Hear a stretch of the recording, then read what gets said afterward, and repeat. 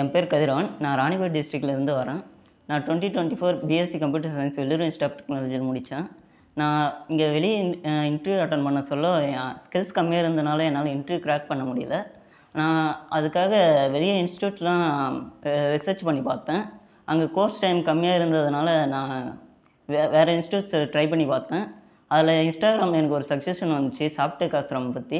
அதோட என்விரான்மெண்ட் எனக்கு பிடிச்சிருந்ததுனால சாஃப்ட்வேர் ஆசிரமில் நான் ஜாயின் பண்ணேன். இங்கே வந்து கோர்ஸ் படிக்கிற மாதிரியே இருக்காது. இங்கே வந்து ரியல் டைமில் ஒர்க் பண்ணுற மாதிரி தான் இருக்கும். 9 to 6 ஹவர்ஸ் இங்கே வந்து கோர்ஸ் படிப்போம்.